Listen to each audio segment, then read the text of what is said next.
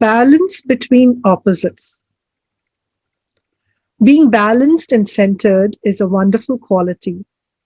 As we go through life's challenges and its ups and downs, how do we find that balance, that poise, that tranquility, that equilibrium that is so crucial for our well being? Hi, this is Nirmala Shekhar, a coach and a body talk practitioner, and we are currently looking at our spiritual needs in a map of self care.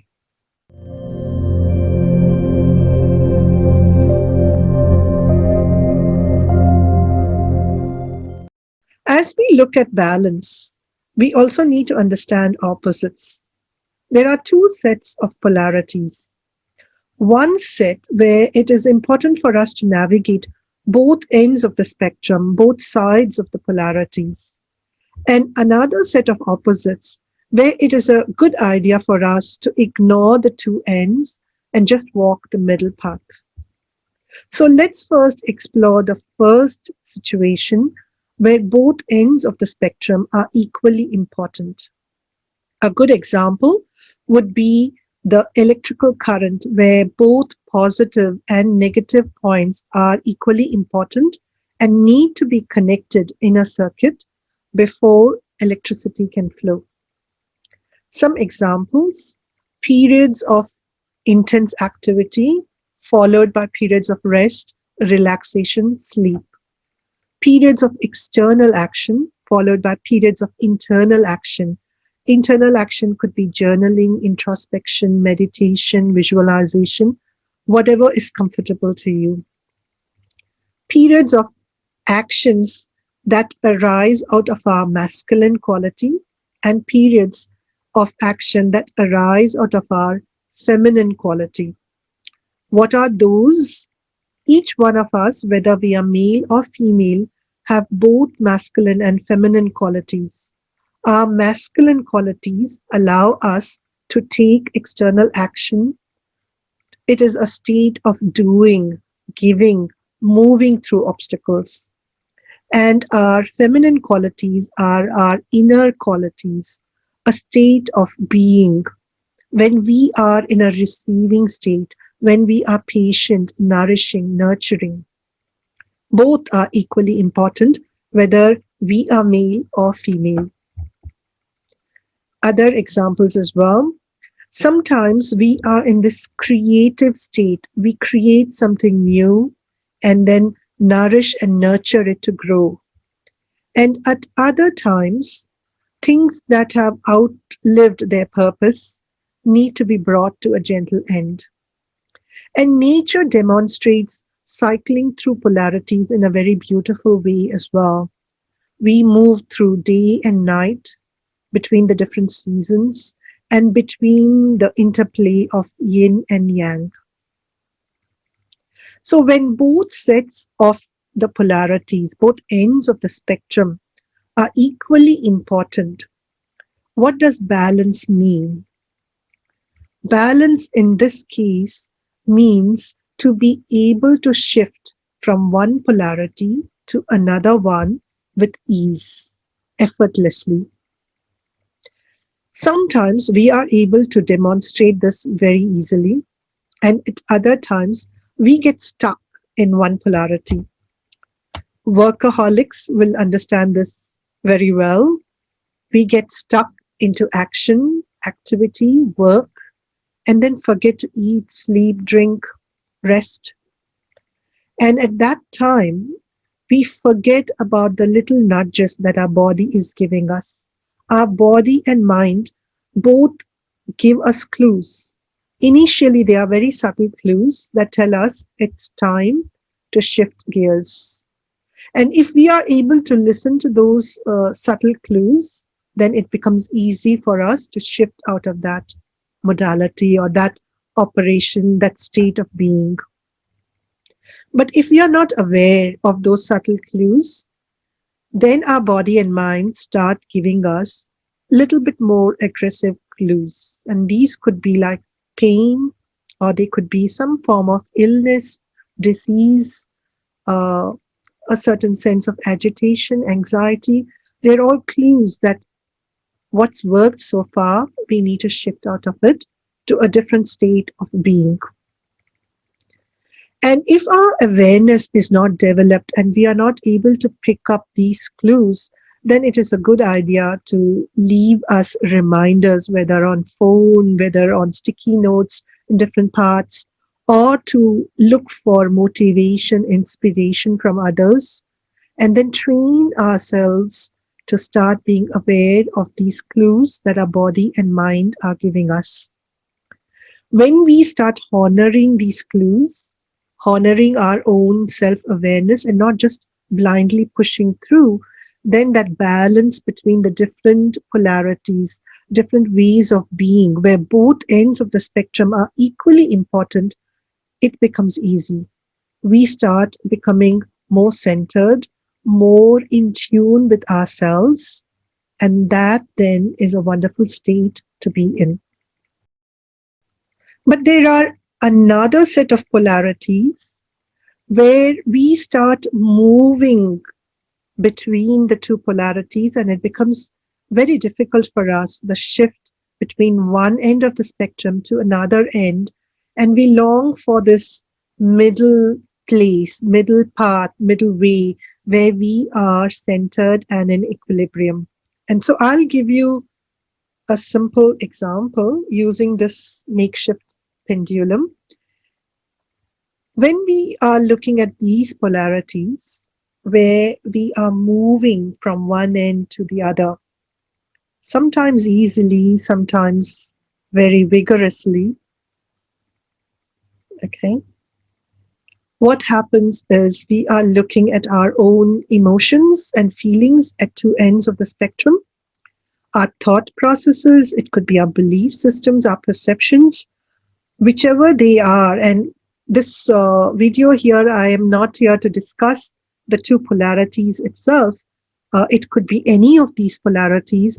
What I'm hoping to discuss is what can we do to avoid the extremes as much as possible, or even if we do go to the extremes, what can we do to find that middle path? And chances are, if we do nothing, we are still going to find that middle. It's just going to take a longer period. And most often, we get caught from one chain to another. Okay. And so, in this case, you can see that this pendulum is moving vigorously.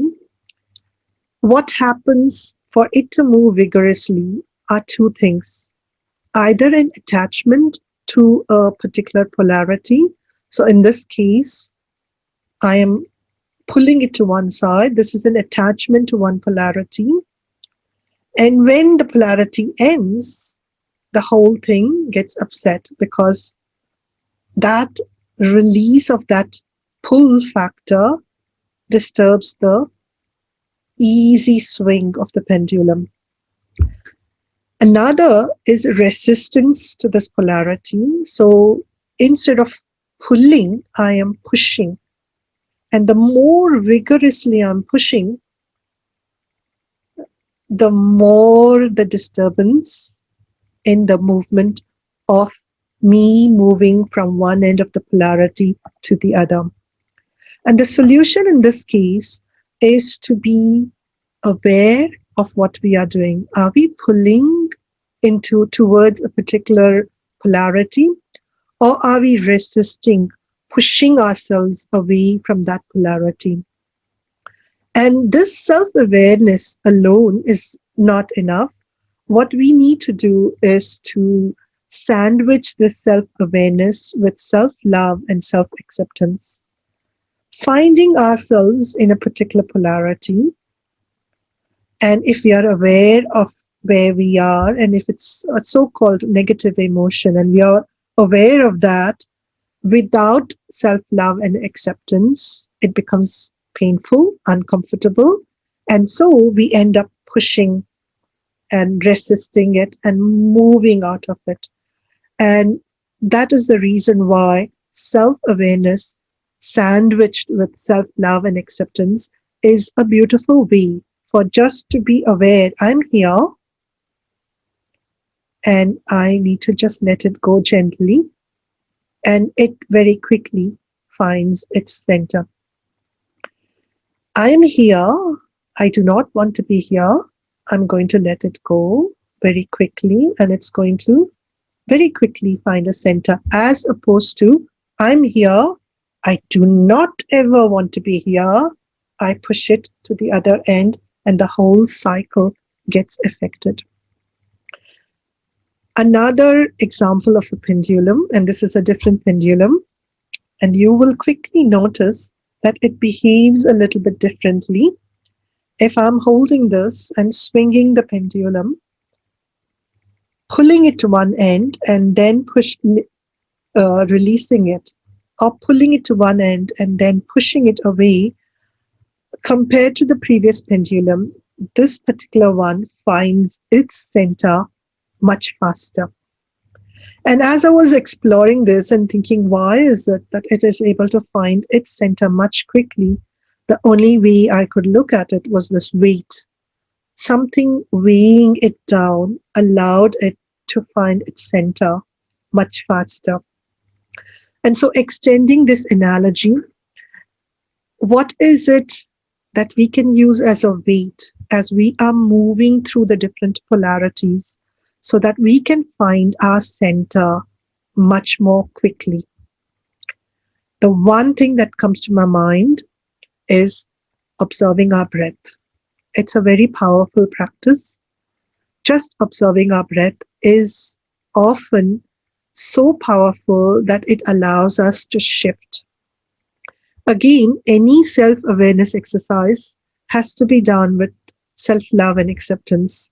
When I'm observing my breath and I find I am really panting or struggling for breath, or my breathing is very fast, that is a sign that something needs to shift, right?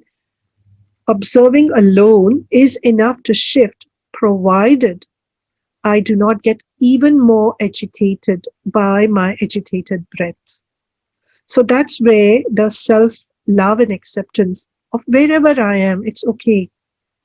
That self-love and acceptance allows me to just be aware of my breath, no matter where it is.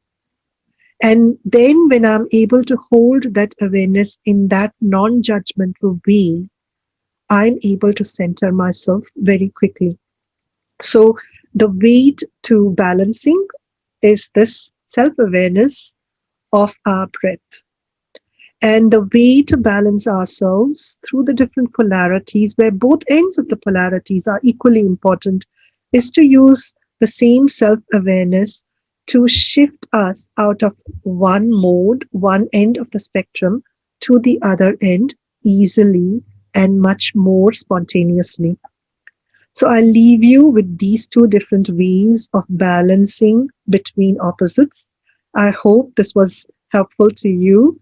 Do share your insights and takeaway. Thank you for being with me here. Bye-bye. Namaste.